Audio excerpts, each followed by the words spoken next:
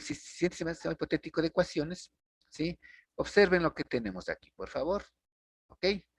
Estas son dos ecuaciones diferentes, ¿no? Y1 y Y2 son ecuaciones diferentes. Voy a leer esta ecuación que está aquí. Por favor, atiendan para que después yo no esté explicando a cada momento este componente, ¿sí? Entonces tenemos Y sub 1 y está explicado por beta sub 0 del modelo 1, de la ecuación 1. Ese es beta 10. Por beta sub 2, ¿sí? De la ecuación 1, que es esta que está aquí, ¿sí? Más gamma sub 1, porque este es otro parámetro, gamma sub 1 de la ecuación 1, que es 11, x. ¿Ok? Y E sub 2 está explicado por beta sub 0 de la ecuación 2, por eso es 20. Por beta sub 1 de la ecuación 2, por eso es 21, y por gamma 1 de la ecuación 2, por eso es 21. ¿Ok, chicos? Sí, obviamente más los respectivos residuos. ¿Sí está claro esta nomenclatura? ¿Aló? ¿Aló? Sí, profe. Sería, Está clara la nomenclatura. Si hubiese sí, aquí una Y sub 3, sería igual a beta sub 30, ¿verdad? ¿Sí? sí, Más beta 31, etcétera, etcétera. ¿Sí está claro? Y si hubiese una Y sub 4, sería beta 40 y así sucesivamente. Esa es la nomenclatura que se utiliza. Aquí Y sub 1 y Y sub 2 son variables mutuamente dependientes. Ojo, observen, mutuamente dependientes o endógenas. Palabra clave aquí. X sub i es una variable exógena y U sub i y U sub 2 los términos de perturbación estocástica. Ambas variables, Y sub 1 y U sub 2 son estocásticas. Por consiguiente, a menos que se demuestre que la variable explicativa estocástica Y sub 2, esta que está aquí, Y sub 2, está distribuida independiente de mi sub 1, o sea, no tiene ninguna relación con este mi sub 1 que está acá, ¿sí? Y que la variable explicativa, perdón, Y sub 1, ¿sí? Está distribuida independientemente de mi sub 2, esta que está acá, si están distribuidas independientemente de mi sub 2, la aplicación de MCO clásicos en estas ecuaciones generará estimaciones inconsistentes. Repito, a menos que se demuestre que las variables explicativa y E sub 2, ¿sí? No tiene ninguna relación con mu sub 1 y que la variable que está aquí y es sub 1 no tiene ninguna relación con mi sub 2, ¿sí? A menos que se demuestre esto. Si se hace por MCO, ¿sí? Los resultados son inconsistentes. Pero si tienen relación, entonces no vamos a aplicar MCO. En lo que resta de este capítulo daremos ejemplos de modelos de ecuaciones simultáneas y mostraremos el sesgo de aplicación directa del método de mínimos cuadrados ordinarios. ¿Ok? Entonces, muchachos, estamos en ecuaciones simultáneas. ¿Sí? Para hacerle un poquito más claro nada más de este asunto. ¿Sí?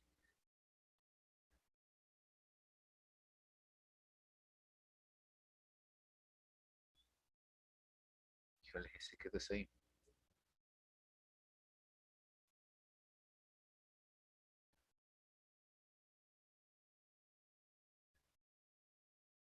Pues voy a tratar de explicar esto con un ejemplo muy sencillo, pero es justamente para que se entienda. ¿Ok? Entonces, ¿qué es lo que tenemos? Vamos a suponer que tenemos una función de demanda, una ecuación de demanda, que está explicado por beta sub 0, es decir, una constante, ¿cierto? Yo voy a poner más, pero realmente sería menos, ¿sí? Beta sub 1, ¿sí? Cantidad demandada, ¿sí? Ojo, cantidad demandada. Y aquí le voy a poner las perturbaciones, ¿ok? Simplemente es sencillo para demostrar un asunto. La pregunta, muchachos, es, si yo tengo, ¿no es cierto? Esta función de demanda que está aquí, ¿sí? Aquí tenemos P y aquí la cantidad demandada. La pregunta es, ¿puedo revertir mi Mi análisis es decir, la cantidad demandada depende del precio. ¿Aló? Sí. ¿Se puede o no se puede? Sí, sí, creo. ¿Sí? Sí, creo. Entonces yo puedo poner esto así, una nueva ecuación que diga que la cantidad demandada, ¿no es cierto? Está en función de qué? De una constante que le voy a llamar alfa sub 0, ¿sí? Menos, ¿no es cierto? ¿Sí? Alfa sub 1, P, ¿verdad? Más unas perturbaciones que ahora le voy a llamar B, ya, sub I. ¿Ok? Observen lo que pasó. Esta variable que le vamos a llamar endógena, ¿no es cierto? Porque esta es exógena. Esta es endógena y esta es exógena, así también se llama. Ves la variable dependiente y la variable independiente. La regresada y la regresora. Endógena y exógena. ¿Sí? Bien, entonces esta variable que es endógena acá arriba se transforma en exógena acá. ¿Se dan cuenta? Y esta variable que es exógena en esta ecuación, acá se transforma en una variable endógena. A esto se llama obviamente endogeneidad o ecuaciones simultáneas.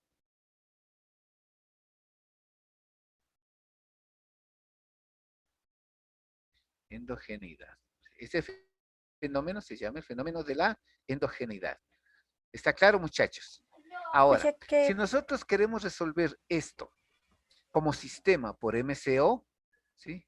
No vamos a poder.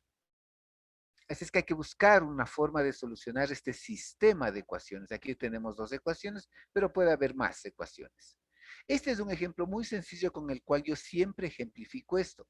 Pero no se olviden que puede haber una función de oferta y una función de demanda, ¿sí? Y que esa función de oferta y de demanda están aquí, ¿no es cierto? ¿Verdad? En esta gráfica. Ya que hay un punto de equilibrio, ¿sí? sí. Y que aquí todavía no ponemos todos los componentes. ¿Qué pasa si acá ubicamos, por ejemplo, los ingresos? ¿Sí? Porque los ingresos también están en la función de la demanda. ¿Ok? Entonces, todas esas preguntas vamos a responder ahora. Entonces, este es la esencia, ¿sí? Eh, de este tipo de modelos que están aquí. ¿Ok? Entonces, aquí Gujarati da una serie de ejemplos. Entonces, por eso.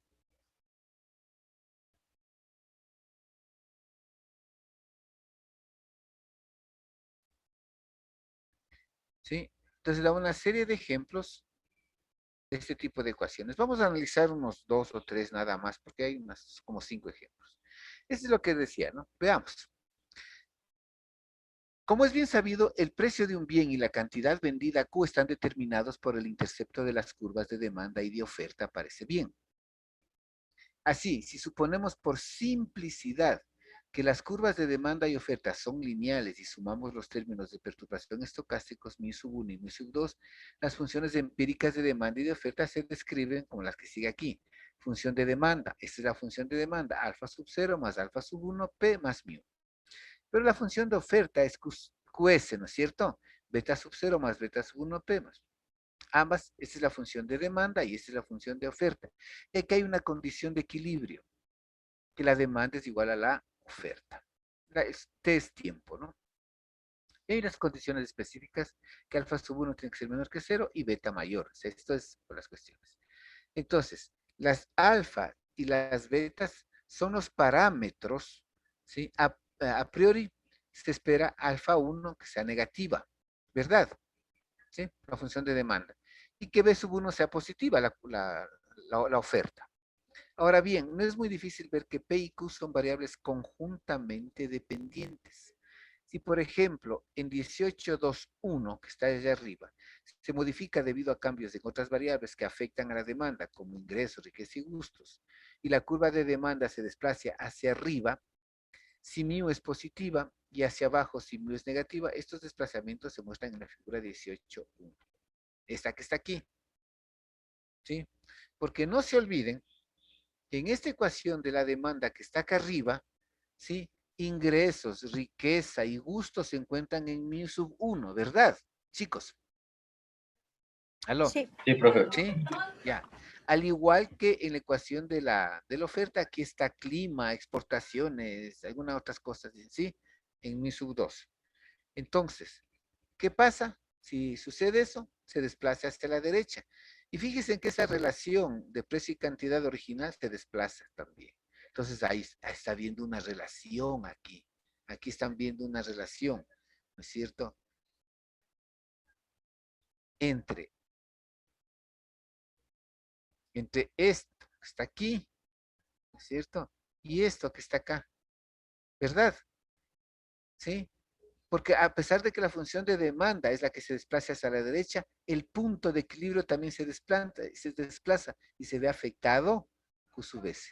Está claro, ¿no? ¿Aló? Sí, profe. ¿Sí?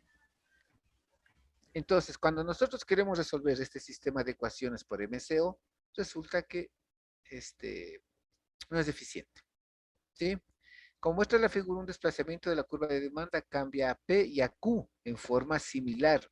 Un cambio en μ2, por ejemplo, esta es la curva de oferta, por ejemplo, huelgas, clima, restricciones sobre las importaciones, las exportaciones, desplazará la curva de oferta para afectar de nuevo a P y a Q. Debido a esa dependencia simultánea entre Q y P, μ sub 1 y también el precio en 18.1 y μ sub 2 y el precio en 18.22 no pueden ser independientes. ¿Sí?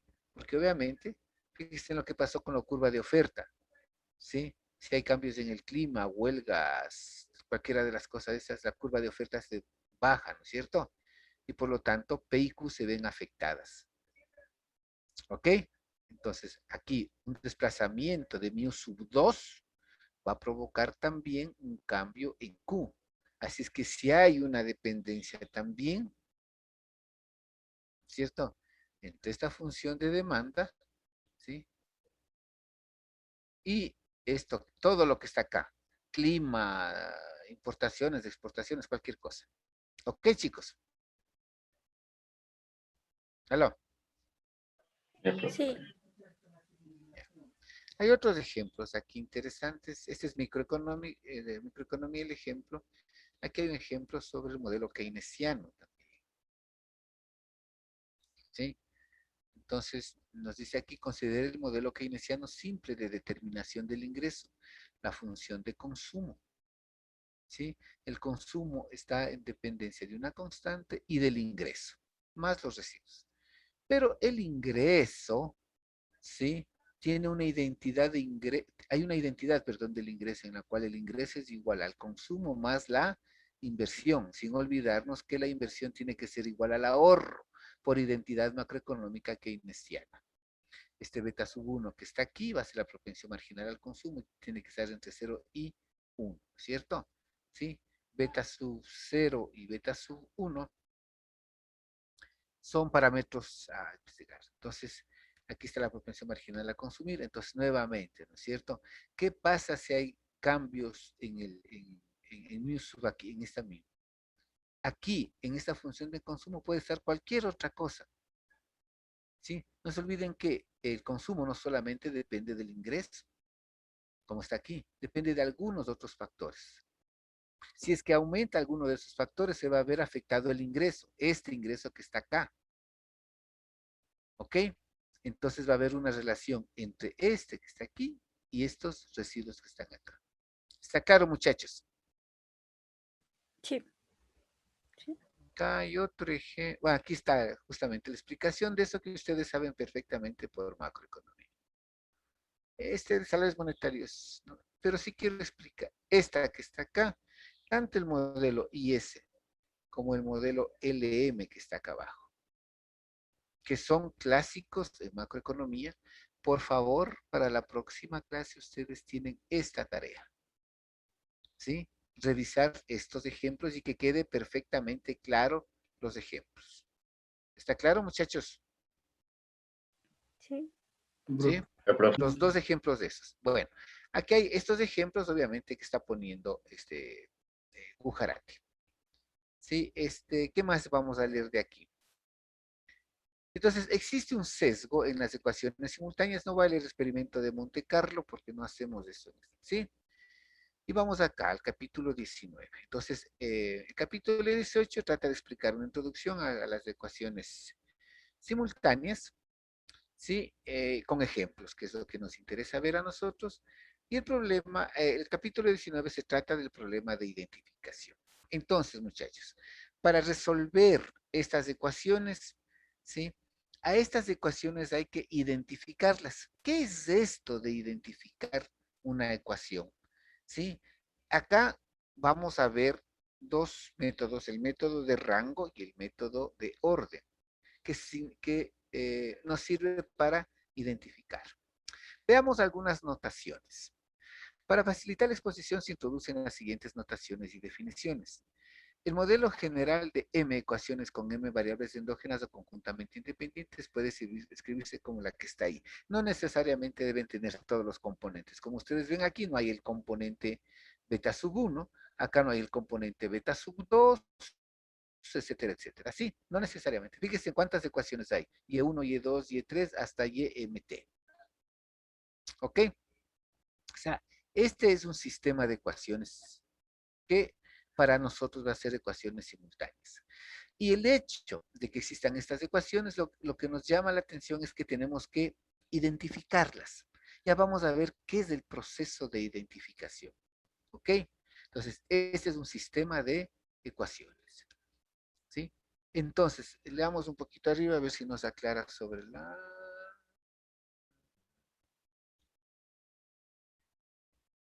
Ya, veamos esto, ¿sí? En este capítulo se considera la naturaleza y significado del problema de la identificación, cuya esencia es la siguiente. Recuerde el modelo de demanda y oferta presentado en la sección anterior.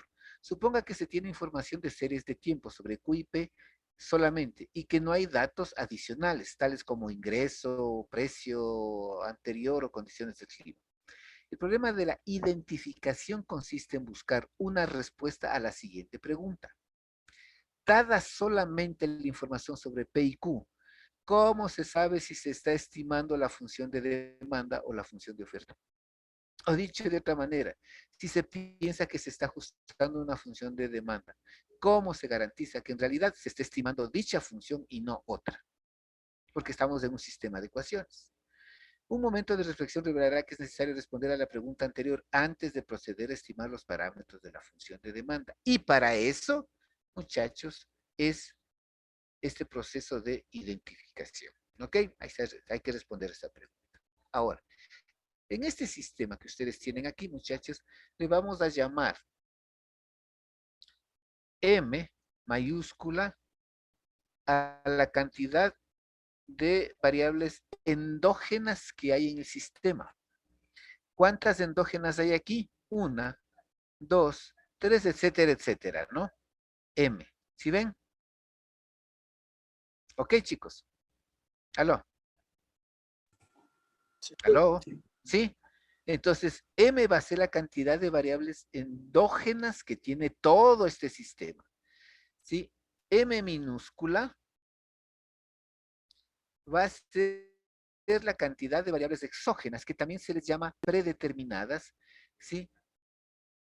Perdón, discúlpeme, estoy mal. M minúscula va a ser la cantidad de variables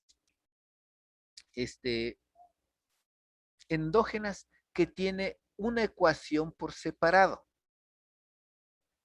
¿Ok? Entonces, por ejemplo, en esta ecuación, ¿cuántas variables endógenas existen? Solo en esta.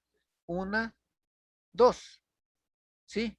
Y bueno, esta que sí, ¿sí? Vamos a suponer que sean solamente tres. ¿Estamos? Chicos, o sea, M es la cantidad de variables endógenas que tiene una ecuación por separado. M mayúscula es la cantidad de endógenas que tiene todo el sistema. ¿Está claro hasta ahí? Aló. Sí, profe. La K mayúscula, va a ser la cantidad de variables exógenas o predeterminadas que tiene todo el sistema. En este caso, busquemos. Aquí está, 1, 2, ¿no es cierto? Estas son las predeterminadas, que tiene todo el sistema, ¿ok? Pues obviamente no vayan a repetirse, X1 está aquí, X1 está acá, ya está contabilizado. Ya vamos a ver esto.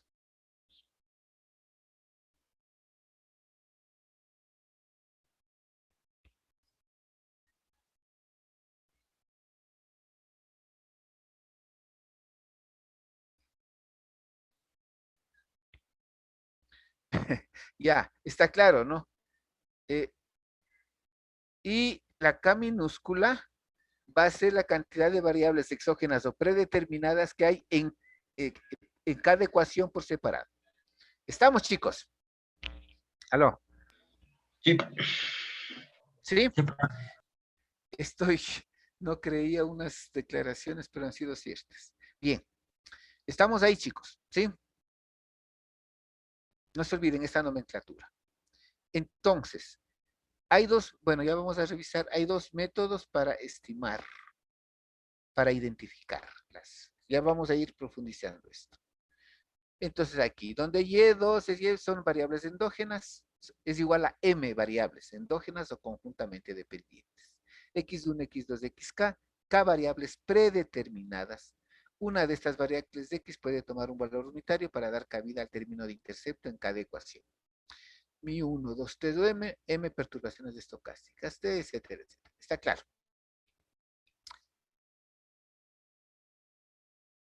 Como se puede observar, no es preciso que todas aparezcan en cada ecuación. En efecto, como se muestra en la sección 19.2, para que una ecuación esté identificada o no, no es indispensable que la totalidad de variables aparezca en cada ecuación. ¿Ok? En la ecuación 19.1.1 se observa que las variables que forman parte del modelo de las ecuaciones simultáneas son de dos tipos. Endógenas, es decir, aquellas determinadas cuyos valores están dentro del modelo, y predeterminadas, es decir, aquellas determinadas cuyos valores están fuera del modelo, es decir, las X. ¿Sí? Las variables endógenas se consideran estocásticas, en tanto que las predeterminadas se consideran como no estocásticas. Las variables predeterminadas están divididas en dos categorías: exógenas, tanto actuales como rezagadas, y endógenas rezagadas. Así, X1 es una variable exógena actual en el tiempo presente, mientras que X1, T-1 es una variable exógena rezagada, con un rezago de un intervalo de tiempo, ya hemos visto eso. Y T-1 es una variable endógena rezagada con rezago de un intervalo de tiempo. Pero puesto que el valor de Y sub 1, T-1, es conocido en el periodo actual T, esta es considerada como no estocástica y por tanto es una variable predeterminada. En resumen, las variables exógenas actuales y rezagadas y las endógenas rezagadas se consideran predeterminadas. Sus valores no están determinados por el modelo en el periodo actual. Corresponde al diseñador del modelo especificar cuáles variables son endógenas y cuáles son predeterminadas. ¿Ok? Eso es importante. Las ecuaciones que aparecen en 19.1.1 se conocen como ecuaciones estructuradas o de comportamiento porque muestran la estructura de un modelo económico, de una economía o del comportamiento de un agente económico. Por ejemplo, un consumidor o un productor. Las betas y las gamas se conocen como parámetros o coeficientes estructurales. A partir de las ecuaciones estructurales se pueden resolver para las m variables endógenas, ¿sí? Derivar las ecuaciones de forma reducida y los correspondientes coeficientes en forma reducida. La ecuación en forma reducida es aquella que expresa únicamente una variable endógena en términos de variables predeterminadas y las perturbaciones estocásticas. Ah, entonces, a modo de ejemplo, ¿cierto? Puede considerarse el modelo keynesiano la determinación del ingreso presentado en el capítulo 18, esa función de consumo que ustedes ven ahí, y con su respectiva identidad, ¿sí? En este modelo, consumo e ingresos son variables endógenas, ¿sí? Y gasto de inversión es considerada como una variable exógena, ¿sí? Ambas ecuaciones son estructurales, siendo la ecuación 18.2.4, es decir, esa identidad, ¿sí? Como, a ver, es una identidad, ¿no? Como es usual, se supone que la proporción marginal al consumo se encuentra entre 0 y 1. Ahora, si la ecuación, si la ecuación 18.2.4 es una identidad, como es usual, se supone que la proporción, bueno, está entre 0 y 1. Si la ecuación 18.2.3 es sustituida en la 18.2.4 mediante un reordenamiento algebraico simple, se obtiene lo siguiente, ¿sí? Que Y sub t es igual a P sub 0 más P sub 1 y, ¿sí? Más W t. ¿Ok?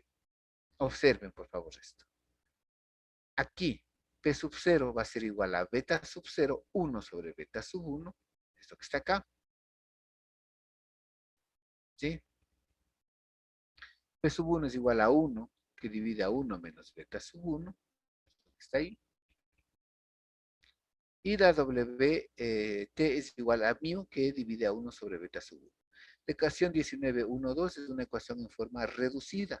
Expresa la variable endógena Y solamente como función de la variable exógena Y o predeterminada. Y el término pi sub 0 y pi sub 1 son los correspondientes coeficientes en forma reducida. Observe que estos coeficientes son combinaciones no lineales. Al sustituir el valor de y en la ecuación 19.1.2 en consumo de la ecuación 18.2.3 se obtiene una ecuación en forma reducida. ¿Ok? Los coeficientes de la forma reducida, tales como pi1 y pi3, también se conocen como multiplicadores del impacto de corto plazo porque miden el impacto inmediato sobre la variable endógena, ¿sí?, en un cambio unitario en el valor de la variable exógena.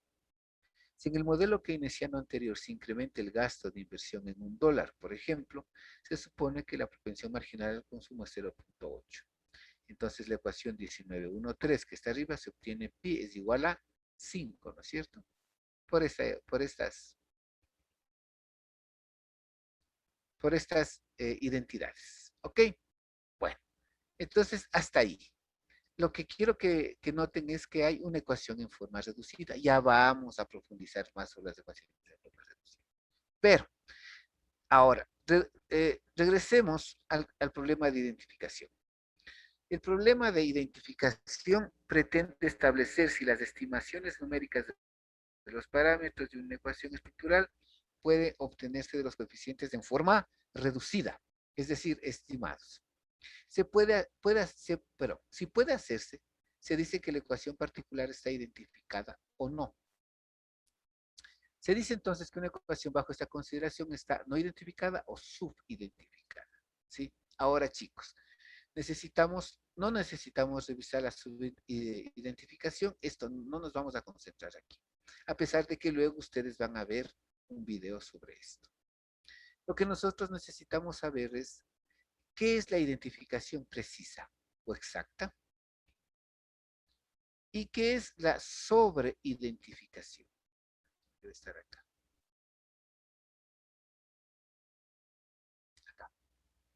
¿Por qué? Porque el tema central de lo que nosotros estamos hablando ahorita es resolver estas ecuaciones simultáneas con una metodología que se llama mínimo cuadrados en dos etapas. ¿Ok? Y para resolver las ecuaciones por mínimos cuadrados en dos etapas, las ecuaciones deben estar o perfectamente identificadas o sobreidentificadas. ¿Ok? Ya vamos a ver cómo se hace eso. Entonces, como lo indican los ejemplos 19.2, al principio es posible recurrir a ecuaciones de forma reducida para determinar la identificación de una ecuación en un sistema de ecuaciones simultáneas. Pero los ejemplos también muestran que este proceso puede llegar a ser muy dispendioso y laborioso.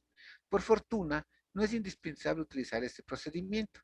Las llamadas condiciones de orden y de rango de identificación aligeran la labor proporcionando una rutina sistemática. Entonces, hay dos formas de identificar las ecuaciones: a través del método de orden o de rango. Para entender las condiciones de orden y rango se introduce la siguiente notación, la que ya habíamos hablado con ustedes. M mayúscula, número de variables endógenas del modelo; M minúscula, número de variables endógenas en una ecuación dada; K mayúscula, número de variables predeterminadas en el modelo, incluyendo el intercepto; y K minúscula, número de variables predeterminadas en una ecuación dada. Ok, chicos. Entonces, primero, cuando el sistema de ecuaciones presenta endogeneidad, que ya hemos explicado, ¿sí? Esto se resuelve a través de mínimos cuadrados en dos etapas, si es que las ecuaciones están perfectamente identificadas o sobreidentificadas.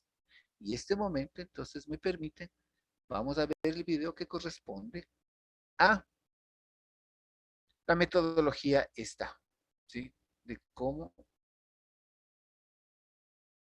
se hace el método de orden y de rango, ¿ok?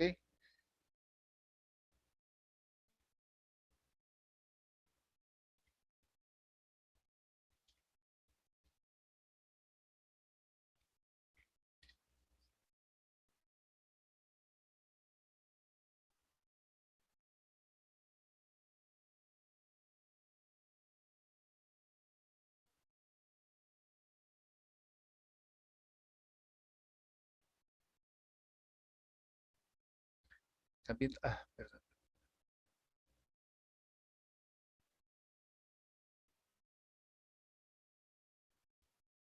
La pantalla, ¿aló? Sí, sí se ve, ¿Sí? profe. Sí se Entonces, ve, vamos a profe. ver. Este se llama método de rango y orden. Así se llama el video. ¿Ok? Veamos. Hola, ¿qué tal? Vamos a ver el método de rango y de orden para la identificación de ecuaciones en el entorno, en el contexto de estimación de ecuaciones simultáneas. Los dos métodos sirven para identificar si una Ya sí, ecuación está mami. identificada o no. Sácale nomás. Sin embargo, el método de rango es un método suficiente y el método de orden es necesario pero no suficiente. Y sin embargo, este último es más rápido de aplicar. Por eso mismo, quizás sería conveniente ver rápidamente el método de orden de una forma muy rápida. La fórmula general de el método de orden simplemente es hacer la comparación de esta ecuación. Ver el número de variables que hay predeterminadas en todo el sistema menos el número de variables predeterminadas que hay solamente en la ecuación que estamos tratando de identificar, y por tanto compararlo esto con el número de variables endógenas solamente dentro de esa ecuación menos 1.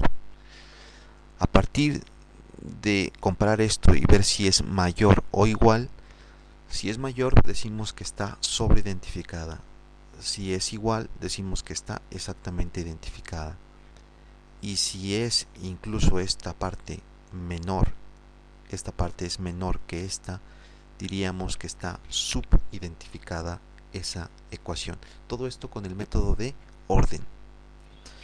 Para la primera ecuación que tenemos aquí y que la obtenemos de un ejemplo del Gujarati, tenemos este sistema de ecuaciones.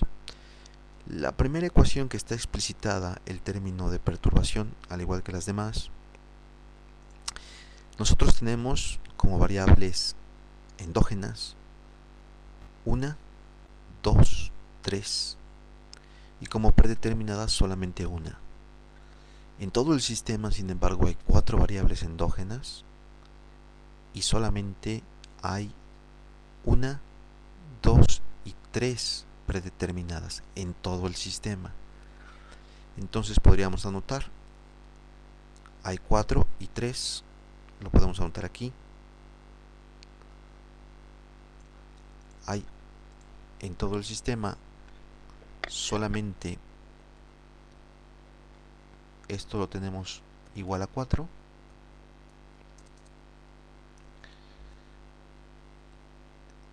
Por otro lado, para la primera ecuación tendríamos que también tener el valor de k mayúscula, que es igual a 3. Por otro lado, tendríamos que k minúscula sería igual a 1. Y como hemos visto, en el caso de la primera ecuación, m minúscula sería igual a 3.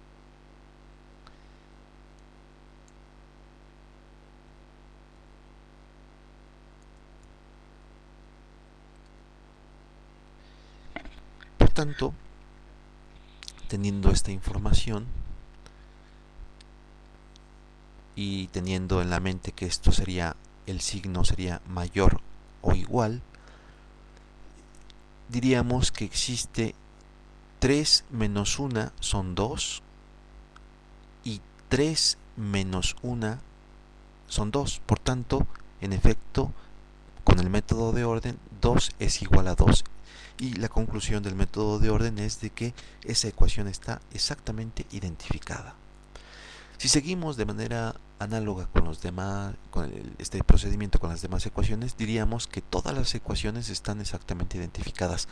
Vamos a ver qué sucede ahora con el método de rango. El método de rango lo que supone, a partir de este ejemplo del Bujarati, pues es aplicar esta definición. Una ecuación está identificada si y solo si puede construirse al menos un determinante no nulo. El determinante lo construimos a partir de los coeficientes de las variables excluidas en la ecuación, pero que se incluyen en las otras ecuaciones. Por tanto, este sistema, como se puede observar aquí en esta ecuación primera, están omitidas las variables x2 y x3, e incluso la variable y4 aquí no está incluida. Bueno, por tanto, si nosotros ordenamos todo esto en una tabla, de acuerdo a sus coeficientes y de acuerdo al orden de las variables endógenas y predeterminadas, tendríamos esta tabla: el término independiente, las variables endógenas y las variables exógenas. Ahí, en la primera ecuación, tendríamos una excluida, 2 excluida, como habíamos dicho, y 3 excluida. Bien, a partir de ellas podemos ver cómo están incluidas y con qué coeficientes en las otras ecuaciones. Para eso sería útil eliminar mentalmente, si se quiere, la primera fila, que es la primera ecuación, ver dónde están los ceros, es decir, las variables excluidas, y ver precisamente los coeficientes que se construyen a partir de esa determinación. Y podemos ver que en efecto, eliminando esto, viendo dónde están los ceros, nos queda 001, gamma 22, gamma 32 negativo, 0, 0, 0 y gamma 43. Esta es la matriz, no se puede construir, por cierto, otra. Vamos a ver si su determinante es distinto o no de 0. Lo vemos, y habiendo tantos ceros, las multiplicaciones diagonalizadas y cruzadas, tanto las que van de arriba hacia abajo como las que van de abajo hacia arriba, nos dicen que este determinante es nulo, es igual a 0. Luego, si este determinante es nulo, esta ecuación no está identificada. Con la segunda ecuación eliminamos la segunda fila y los componentes que quedan a partir de donde ubicamos los ceros, las variables excluidas. Por cierto, aquí solamente podemos construir una matriz y por tanto obtener solamente un determinante. A partir de esta matriz que construimos aquí, que se puede ver fácilmente, vean ustedes que concuerdan estos datos con estos que tenemos aquí en la tabla, y el determinante es 0. Por tanto, esta ecuación tampoco está identificada. Lo mismo sucede con la tercera. Vamos a ver qué sucede ahora con la cuarta. La cuarta ecuación plantea la eliminación nuevamente de la fila correspondiente, ver dónde están los ceros, de acuerdo, las variables excluidas. Como se puede ver, ahí está la matriz. Y ahora tratemos de ver si esta matriz que construimos a partir de eso, es distinto o no de 0. En este caso es distinto de 0. Vamos a verlo rápidamente. Esto en MATCAT.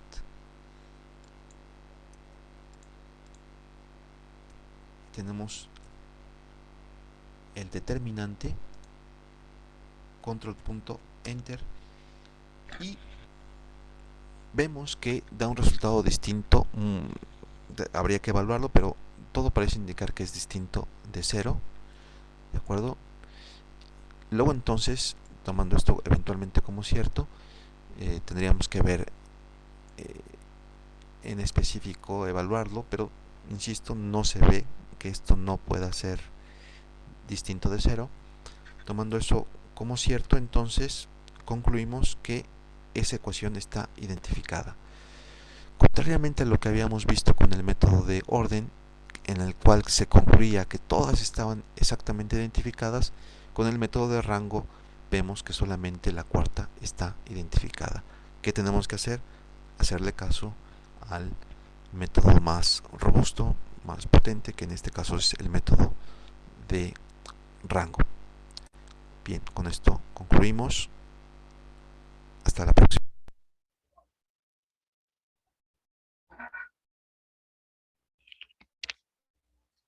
¿Eso está claro entonces? Hola, ¿qué tal? Vamos. ¿Aló? ¿Aló? ¿Qué dijo? Sí, profe. Sí está claro, ¿no? Entonces, a través del método de orden y de rango, cualquiera de los métodos que se utilice, podemos establecer si las ecuaciones están sobreidentificadas, subidentificadas o perfectamente identificadas. Repito, entonces, con nuestro objetivo es utilizar mínimos cuadrados en dos etapas. Hola, Por ¿qué lo tal? Vamos tanto, a ver el obviamente, lo que método vamos de rango. a tratar es de solucionar ecuaciones simultáneas cuando las ecuaciones estén sobreidentificadas o perfectamente identificadas, que es con lo que se soluciona este tipo de ejercicios. ¿Estamos, chicos? Hasta ahí. ¿Preguntas?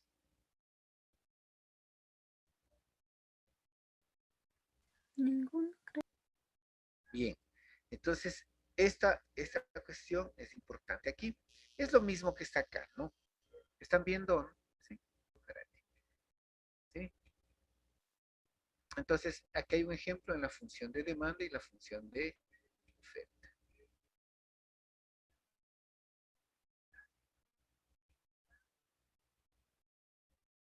La condición de rango es también lo que ustedes acaban de ver ahí.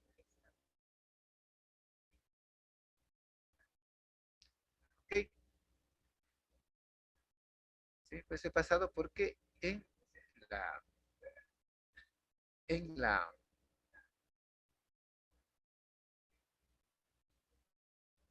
en el video ya está claro. Finalmente leamos esta partecita que es muy importante. Si no hay ecuaciones simultáneas o presencia de problema de simultaneidad de mínimos cuadrados ordinarios producirán estimadores consistentes y eficientes. Por otra parte, si hay simultaneidad, o sea, si hay endogeneidad, que es lo mismo, los estimadores de MCO no son ni siquiera consistentes. Como se demostrará en el capítulo 20, en presencia de simultaneidad, el método de mínimos cuadrados en dos etapas y de variables instrumentales producirán estimadores consistentes y eficientes. Extrañamente, si se aplican métodos alternos cuando, de hecho, no hay simultaneidad, estos producen estimadores que no son consistentes pero eficientes, es decir, con menores varianzas. Todo este análisis surge a que se debe verificar la presencia del problema de simultaneidad antes de descartar los MCO en favor de las alternativas.